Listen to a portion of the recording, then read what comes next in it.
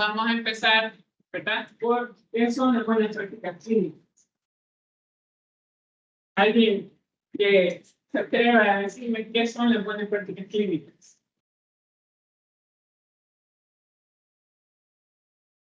No me digan eso. Vaya, es un estándar de calidad ética, ¿no? Para el diseño, ejecución, registro y reporte del ensayo clínico para mantener la integridad de los sujetos de investigación y la fiabilidad de los datos. Autoridad reguladora. Eso es importante, ahí está la clave. ¿Para qué son las protecciones? Resguardar a las personas y resguardar los datos. Porque para obtener datos utilizamos el ejercicio. Esos datos van a parar, como les digo nuevamente, en el contexto de ese producto que se va a distribuir en la población. Y eso es nuestro objeto de fiscalización en la ejecución del CEPI, ¿verdad? Los datos. Entonces, ¿quiénes deben implementar la PPC? Como ya les mencioné anteriormente, somos varias partes, pero las 4 más importantes: patrocinador, sponsor, investigador, comité de ética y la autoridad reguladora. Para quienes verifican el cumplimiento de las buenas prácticas clínicas. De ética, por el observador, por el estudio del consejo, a través de su auditoría, y por parte de la autoridad reguladora,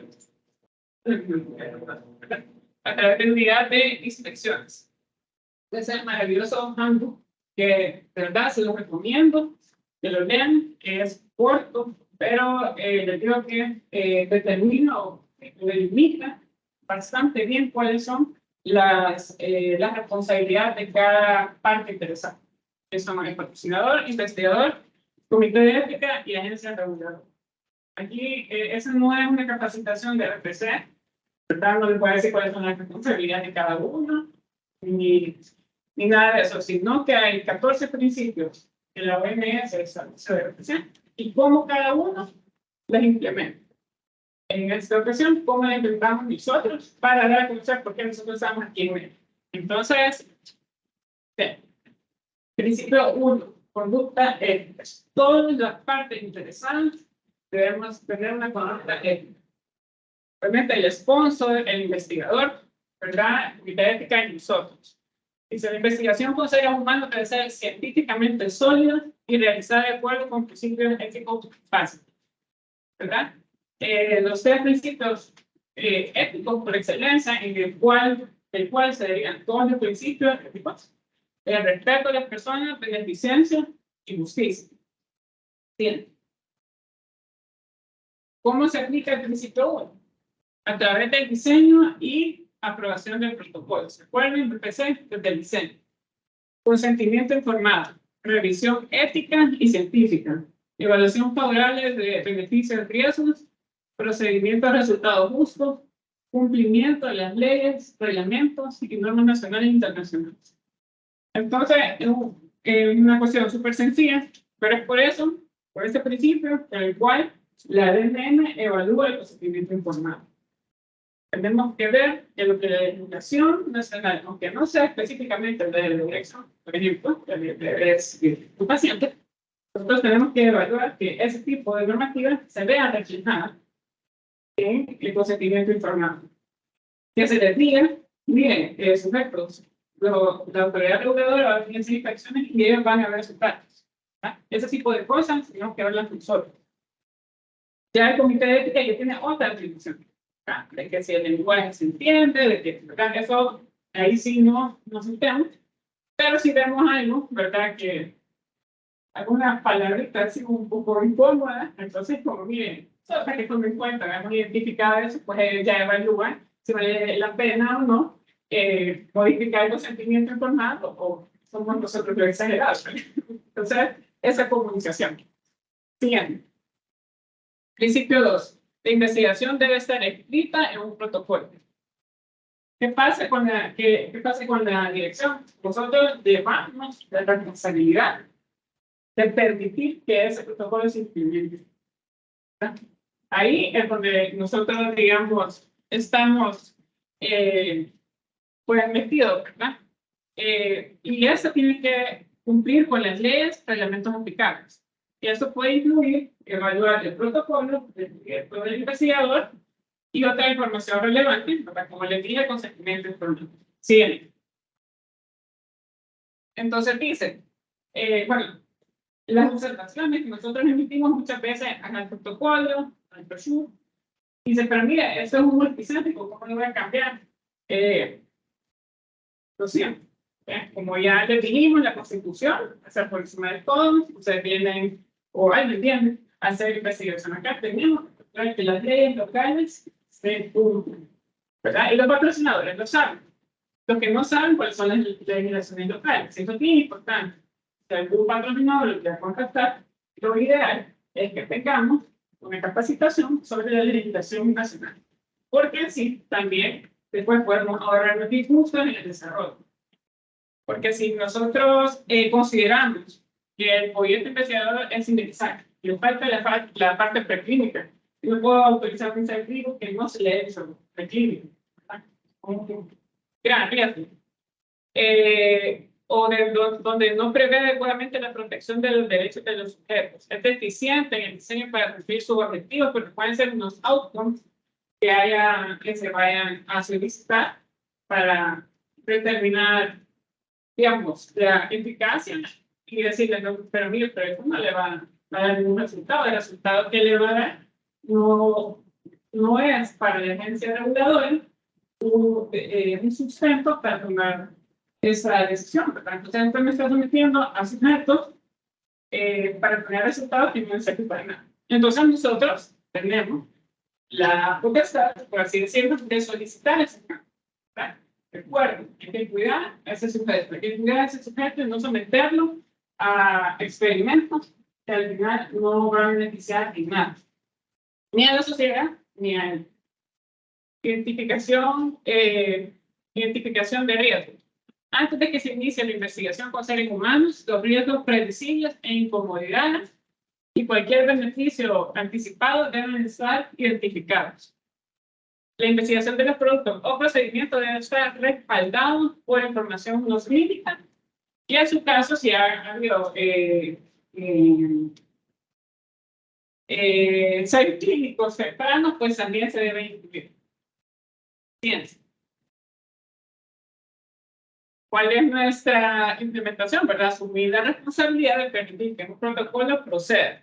Eso puede incluir revisión nuevamente del protocolo, del investigador, de información relevante, para asegurarse que los riesgos y beneficios se identifiquen y justifiquen. A veces hemos encontrado algún producto que en otro país no ha sacado al mercado por el alto riesgo.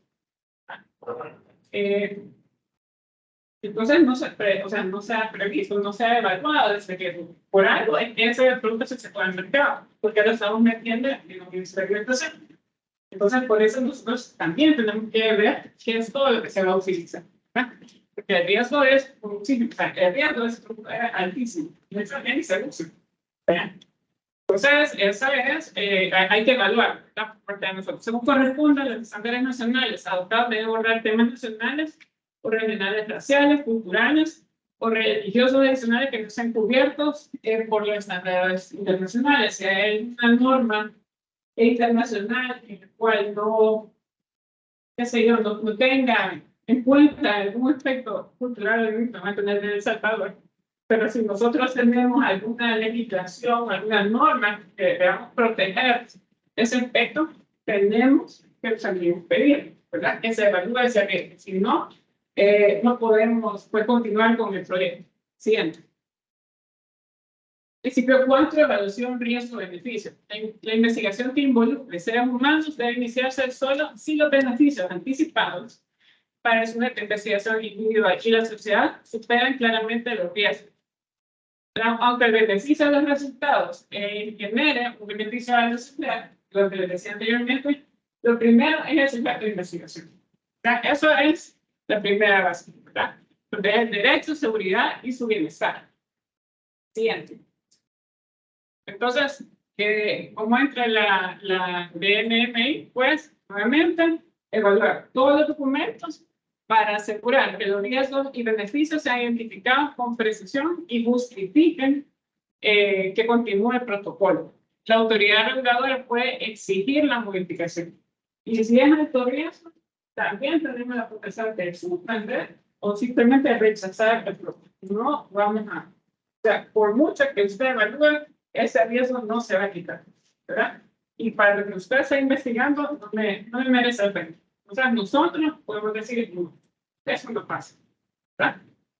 Siguiente. De acuerdo a las leyes, obviamente, para eso tenemos la ley de procesos administrativos. Ahí pueden consultar, pero cuando se refiere a las leyes nacionales, pues ahí podemos tomar en cuenta eso. Y también el artículo 74 de la ley de medicamentos, ¿verdad? Revisión de un comité de ética independiente. La investigación que involucra seres humanos debe recibir siempre la aprobación del comité. Ya vean que en el artículo 66 que le mostró el ingeniero Ramírez, al final dice que los protocolos deben estar aprobados por el Comité Nacional de Ética, ¿verdad? Entonces no puede pasar si ambas decisiones favorables no están. Se aplica a través de la revisión del protocolo por parte de un comité de ética constituido y operado de acuerdo con las buenas prácticas clínicas y leyes aplicables. Eso también hace referencia al indicador de la LGBT, ¿verdad? En el cual, en la base legal, el cual nos decía que tiene que exigirse la existencia de un comité de ética, ¿verdad? Entonces, si ven, todo está relacionado, es súper bien, tanto ética como legalmente, que constituye un estándar de calidad para la autoridad. Siempre. La autoridad, ¿cómo se involucra la DNM con ese principio? La autoridad reguladora puede inspeccionar a los investigadores y a los patrocinadores para asegurar el cumplimiento de los requisitos de revisión del comité de ética. Los reguladores también pueden comunicarse con los comités de ética directamente sobre problemas o preocupaciones. Por ejemplo, si un comité de ética aprobó un consentimiento informado, ¿verdad? Y nosotros nos damos cuenta que hubo una falta en esa ejecución, y es un aspecto ético, nosotros tenemos y debemos comunicarnos con ellos y decirle, mire qué pasa aquí, ustedes lo aprobaron, o por qué lo aprobaron, ¿verdad? O sea, siempre nosotros tenemos que ir fiscalizando. No importa que eso no nos competa, pero en parte de estar la vigilancia, porque imagínense estar viendo que los datos están súper bien, pero los sujetos súper torturados como si no. Entonces, también, tanto Consejo a través de sus auditorías, como nosotros a través de nuestras inspecciones, podemos ver aspectos de los dos, ¿verdad? Siguiente.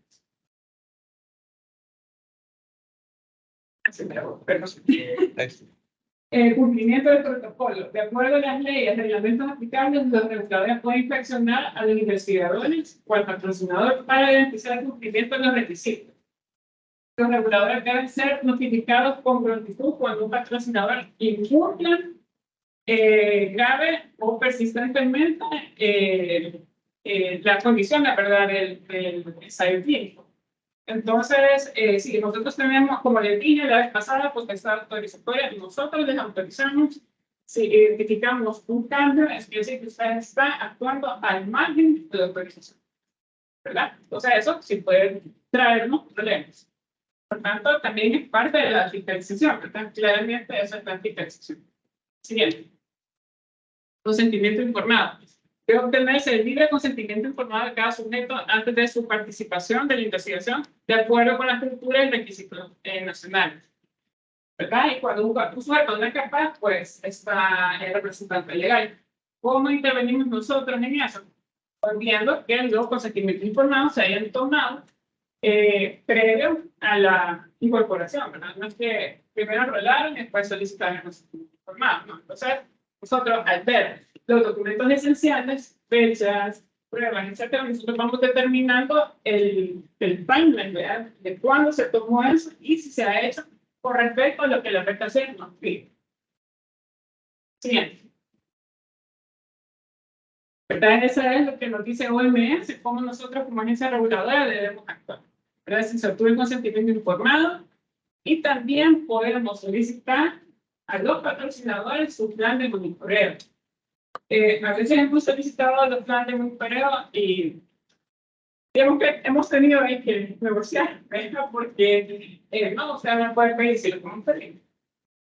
El plan es parte de ver que el patrocinador está cumpliendo con su responsabilidad. Entonces es bien importante que tengan claras las responsabilidades de la ponen en práctica clínica, que no le den ansia de responsabilidad de eso, no, porque eso es perder cosas más graves, o sea, por algo están, ¿verdad? Entonces, si el patrocinador no está haciendo su monitoreo, o si lo hizo y el monitoreo lo hizo mal, al final el patrocinador es responsable de lo que haya pasado. O sea, es importante que ustedes actúan como patrocinadores, porque si el patrocinador está fuera, digamos que pueden ser, ¿verdad? De que el hospital sea un patrocinador y después el investigador, pues, alguno de ustedes, ¿verdad? Entonces es importante que tengan claro cómo nosotros vamos a actuar en ese caso. Siguiente. Revisión continua de la evaluación de riesgo. Como dijo el ingeniero Ramírez, no es solo aprobar y eso vemos, que nos ha pasado. Nos ha pasado que aprobamos y nunca más supimos realizar el punto. Entonces, miren, pero este CDI, según patrocinador, está obligado a presentar y así, ¿verdad? Entonces, para que no se lo tomen al ligero. La investigación con seres humanos debe continuarse solo si el perfil beneficio-riesgo sigue siendo favorable.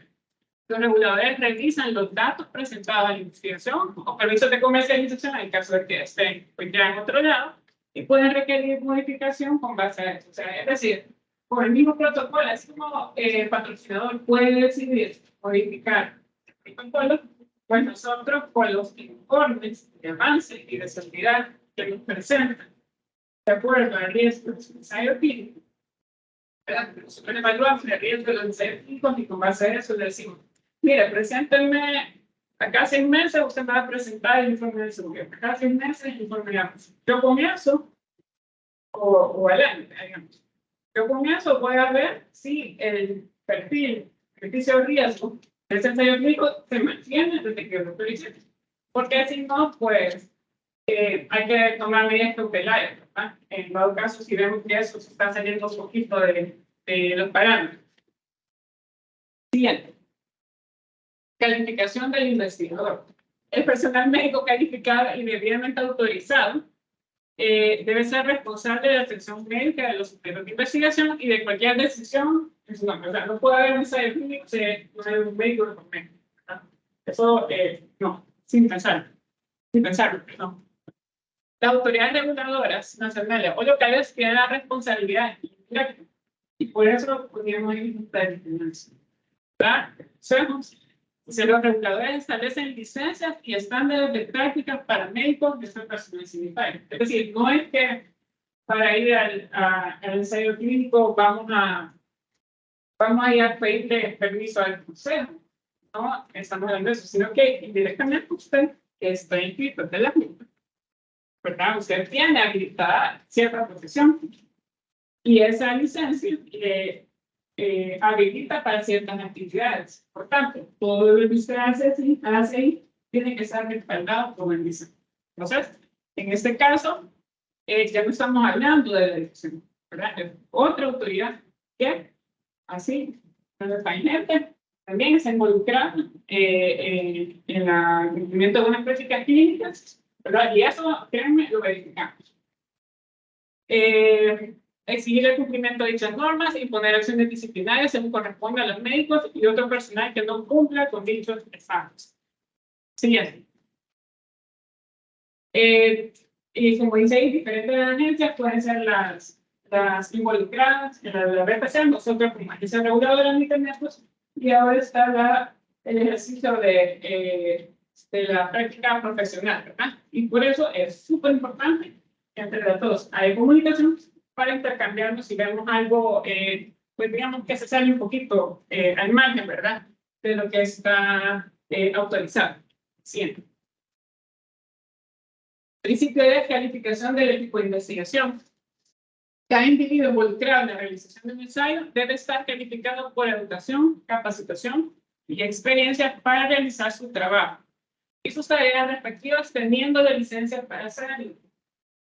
Esto es bien importante porque muchas veces puede ser que una persona con determinada función lleve años haciendo, pero eso no le da el conocimiento que una capacitación o empezar un curso le pueda dar, ¿verdad? Entonces, y eso es bien delicado, pues usted está haciendo una función para después licencia. O sea, más allá de lo legal, pues sí, mal, porque probablemente no se vaya a desarrollar el alcance o no sepa ciertas bases que no le van a permitir a ustedes conscientemente, digamos, ejecutar de acuerdo a lo que la buena práctica clínica solicita, ¿verdad? Entonces, a cada uno que le vaya a poner una responsabilidad de ese tipo de investigación, asegúrense que cumplan con lo mínimo para saber que lo hacen bien. ¿Verdad? Porque si no, ni siquiera va a saber si está haciendo bien o mal una cosa. De acuerdo con las leyes y reglamentaciones nacionales, la autoridad reguladora puede inspeccionar los sitios de estudio para determinar si la realización del estudio cumple con las leyes y reglamentaciones locales. Siguiente. Siguiendo en ese camino, es lo que les decía, nosotros vamos a ir a inspeccionar. Si en eso le pedimos, mire, me comparte el log de funciones. Ah, sí, fulanito aceptó almacenar el producto de investigación. A ver, fulanito, ¿usted tiene una licencia para almacenar productos de investigación? No porque investigación específico, pero medicamentos o dispositivos médicos. Tiene, no. Ok, a porque no, pues también qué bueno. Pero si empezamos a ver ciertas irregularidades, es porque probablemente no tengan ese alcance, no se les dé a conocer la legislación específica para el enseñamiento, ¿verdad? Entonces, por eso, y ahí es cuando nosotros nos comunicamos con la Junta de Vigilancia, como miren, o sea, la persona que está en proceso de consentimiento informado, fíjense que, no sé, digamos que la profesión que tiene no me parece que le pueda contestar preguntas a un usuario de investigación, ¿verdad? Y ahí se le hace la consulta para ver, no, mire, fíjense que el técnico de la carrera que tiene sí se le capacita para eso. Ah, perfecto. Entonces nosotros ya subo, ¿verdad? Pero para que tengan eso en mente, ¿verdad? Que cada uno hay que capacitarlo y darle lo que le corresponde. Siguiente. Principio 11, registro de ensayo clínico. ¿Verdad? ¿Se acuerda? Es la tercera palabra, ¿verdad? Que nos dice la BPC que hay que cumplir para guardar la integridad del total. Que era ejecución, registro y reporte. Toda la información del ensayo clínico debe registrarse, manejarse y ser almacenada de una manera que permita su informe, interpretación y verificación precisa. El principio 11 abarca los conceptos de calidad e integridad de los datos, así como procedimientos apropiados para el manejo de datos y mantenimiento de registros. Mañana, Lidia López, ya la conocí, para la presentación de las buenas prácticas de documentación, ¿verdad? Para darles una luz de cómo debe implementarse el código, que es, digamos, el estándar para mantener la fiabilidad de los datos. Entonces, y también es importante mencionarles que los datos que ustedes vayan a recolectar en los formularios no son solo para ustedes. Si ustedes entienden, el chivo, de veras, súper bien. Pero tienen que entender todo el mundo. Todo el mundo que va a ir a inspeccionar el consejo, el CERVENS, el auditor, el monitor, el inspector, todos tenemos que entender qué dice ahí y cuál es su trazabilidad. Porque si nosotros no entendemos, si no sabemos cómo de una línea así se puso 347, no, deja de ver eso. No, fíjense que no tengo procedimientos para la calidad de los datos. Y entonces, ¿cómo interpretó que esa línea era 347? No, porque, o sea, Eso es inaceptable. Es inaceptable y piensen que ese 347 va a ir a una agencia reguladora que lo va a tomar en cuenta para tener su propia disposición a la producción. Pero no tiene ninguna base. ¿Verdad? Para que lo tomen en cuenta y mañana se le va a ampliar mucho más de esas buenas prácticas de documentación. Entonces, eso nos pide, pero nos pide que como agencia reguladora también leamos eso. Porque recuerden, de datos se ven personas. O sea, al final siempre vemos lo mismo, pero digamos que son como los objetos de cada uno. Sí. Vale. Siguiente. Lo que les decía, los reguladores confían en la información de los ensayos clínicos para respaldar la toma de decisiones. Por tanto, es fundamental para la inspección reglamentaria el acceso directo y revisión de registros en ensayos clínicos. Bueno, esa ya es la hora de inspección, ¿verdad? Que no, fíjense que no está el encargado, no, fíjense que no está el investigador, ¿verdad? Cuando nosotros anunciamos una inspección, tiene que haber acceso, ¿verdad? A tanto, bueno, a todo el mundo, todo el mundo que interviene ahí, el auditor del patrocinador, auditor del CNE, los reguladores, el monitor, ¿verdad? Porque es importante ver sus datos.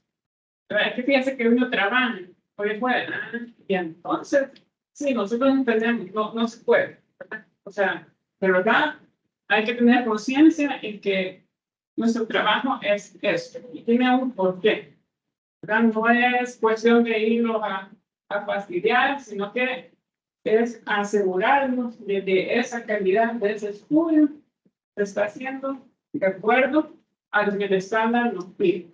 ¿Verdad? Piensen en esas personas, piensen en el uso al final de esos datos. Siguiente, principio de confidencialidad y privacidad. ¿Verdad? La confidencialidad de los registros que puede identificar a los sujetos deben ser protegidas respetando las reglas de privacidad y confidencialidad de acuerdo a los requisitos reglamentarios aplicados. ¿Cómo guardamos la confidencialidad y privacidad? A través de procedimientos apropiados para proteger la privacidad del sujeto. Por el control de los documentos, ¿verdad? Bajo llave, en el log, mire, esta es una persona que puede entrar al archivo, ¿verdad? Y si no está él, está otra persona y se acabó, ¿verdad? ¿Cuántas llaves hay? ¿Verdad? Tiene que haber procedimientos. Y por supuesto, decirle al sujeto, y por supuesto informado, bien, toda esa gente va a poder acceder a sus datos. Y me lo van a pedir, yo se los tengo que dar. Ahora, a veces no tienen consentimientos informados, como, mire, fíjense que el patrocinador, o sea, yo aquí voy a hacer todo lo posible, ¿verdad? Pero ya cuando pase los datos al patrocinador, yo ya no sé si le va a poder guardar la confidencialidad. Esa ley que cumplir, la ley de siempre. Léanse. Léanse o sea, hay cosas que obviamente se escapan, ¿verdad? Pero hay procedimientos para minimizar ese riesgo, ¿verdad? Entonces, hay cosas que no tienen que irse, pues se quedan aquí. ¿Verdad? Él, a un código y los datos que sean imprescindibles, pues sí. Pero ya datos así delicados, privados, pues tienen que protegerse. Así no la gente no va a querer formar parte si se va a saber toda su vida por allá, ¿verdad? Y uno a saber dónde ha quedado mi privacidad. Siempre.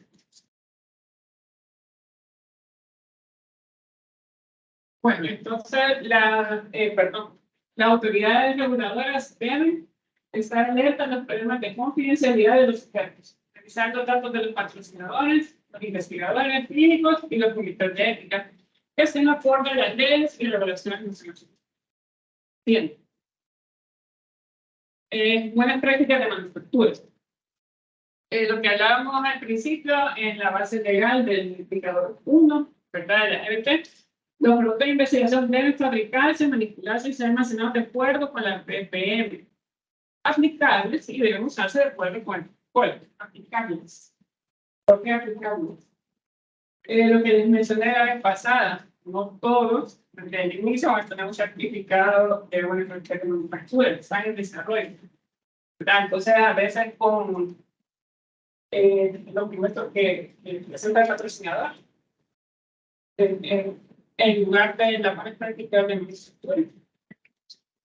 Una declaración de conformidad, ¿verdad? Eso nos pasa sobre todo en los dispositivos médicos, ¿verdad? Porque son chiquitos, son de 10 personas, lo que le quieren startups son 20, que no van a invertir, porque no saben si le va a funcionar, ¿verdad? Entonces uno me encarga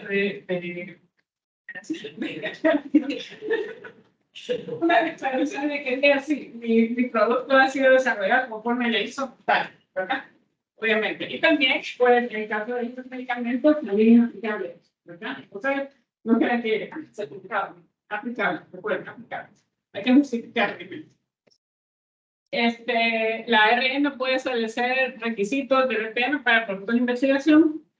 Los productos de investigación pueden importarse y los reguladores deben estar familiarizados con los requisitos de calificación de características. O sea, que si viene de la India, pues tengo que estar familiarizado con los requisitos de RPM de India, porque no sé India con base en qué les da la certificado de práctica de manufactura, ¿verdad? Entonces, por ejemplo, si cumplen el informe 45, 28, 39, nosotros tenemos que estar conscientes de lo que nos piden, ¿verdad?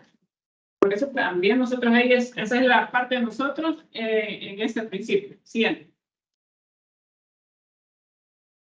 Bueno, los reguladores también pueden inspeccionar a los investigadores para verificar el cumplimiento del protocolo del estudio, incluidas las instrucciones para el almacenamiento y la manipulación de los productos de investigación.